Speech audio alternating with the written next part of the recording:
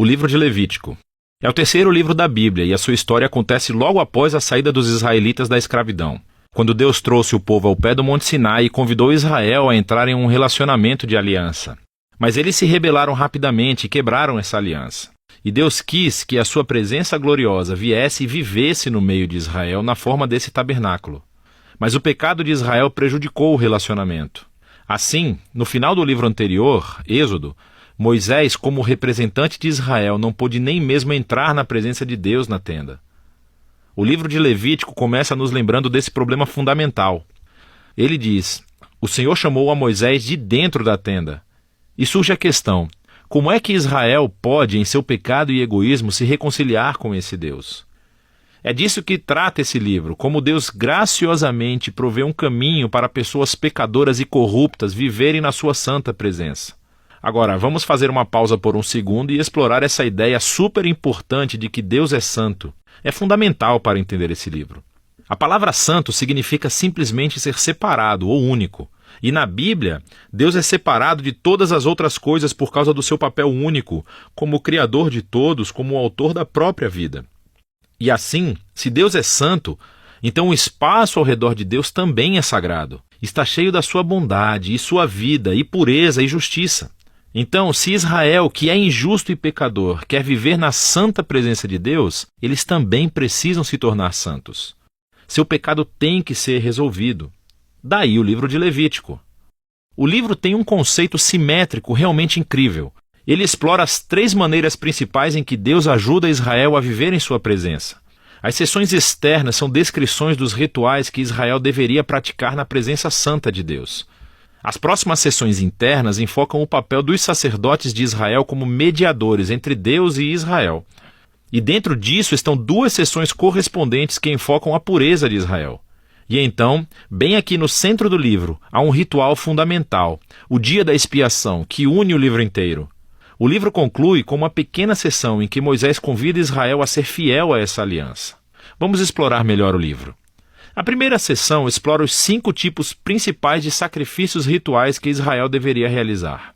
2 delas eram maneiras pelas quais um israelita podia agradecer a Deus oferecendo a ele esses símbolos do que Deus lhes deu primeiro. Em 3 outros sacrifícios eram maneiras diferentes de pedir desculpas a Deus. Então, aqui um israelita oferecia o sangue de um animal enquanto confessava que o seu pecado criou mais mal e morte no mundo bom de Deus. Mas em vez de destruir esse povo, Deus, é claro, quer perdoá-lo. E assim esse animal simbolicamente morre em seu lugar e o expia, o que significa cobrir o pecado deles.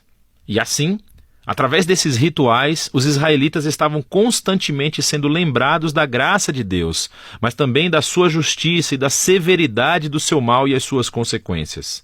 O segundo conjunto de rituais estabelece as 7 festas anuais de Israel.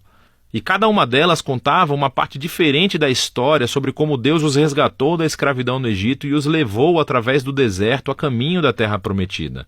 E celebrando essas festas regularmente, Israel se lembraria de quem eram e quem Deus era para eles. Agora, as sessões sobre os sacerdotes de Israel. Você tem Arão e os seus filhos, ordenados pela primeira vez a entrar na presença de Deus em nome de Israel.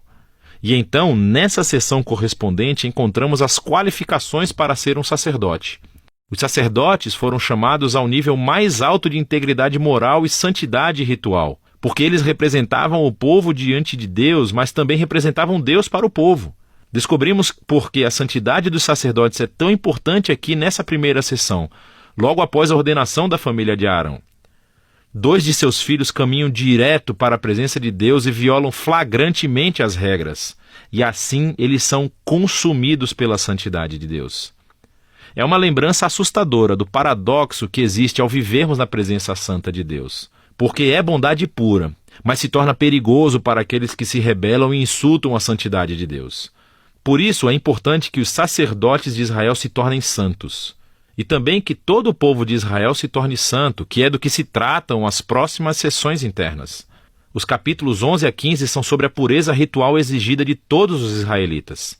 E os capítulos de 18 a 20 são sobre a pureza moral do povo. E aqui está o que significa essa linguagem de pureza e impureza. Como Deus é santo, os israelitas precisam estar em um estado de santidade quando entrarem na sua presença. Isso era chamado de estar limpo ou puro. A presença de Deus estava fora dos limites para qualquer um que não estivesse em um estado sagrado, e isso foi chamado de imundo ou impuro. Um israelita poderia se tornar impuro de poucas maneiras, entrando em contato com fluidos corporais reprodutivos, caso tivesse uma doença de pele, se tocasse em mofo ou fungo, ou se tocasse num corpo morto. Agora, para os israelitas, todos esses exemplos estavam associados à mortalidade, como a perda da vida, o que nos leva ao símbolo central de todas essas ideias. Você se torna impuro quando se contamina ao tocar a morte, por assim dizer. E a morte é o oposto da santidade de Deus, porque a essência de Deus é a vida. Isso é realmente fundamental. Ser impuro não era simplesmente pecaminoso ou errado. Tocar esses tipos de coisas fazia parte normal da vida cotidiana, e a impureza era um estado temporário. Durava apenas uma semana ou duas e depois acabava. O que estava errado ou era pecaminoso era entrar na presença de Deus carregando esses símbolos de morte e impureza no meu corpo. Não faça isso. Agora, o último modo de se tornar impuro era comendo certos animais. E as leis alimentares kosher são encontradas aqui nessa seção. Agora, tem havido muitas teorias sobre por que certos animais eram considerados impuros e fora dos limites, seja para promover a higiene ou para evitar tabus culturais. O texto não é explícito, mas o ponto básico de todos esses capítulos é muito claro. Ao todo, eles funcionam como um conjunto elaborado de símbolos culturais que lembram a Israel que a santidade de Deus deveria afetar todas as áreas de suas vidas. A seção correspondente aqui é sobre a pureza moral de Israel. Os israelitas foram chamados a viver de maneira diferente dos cananeus.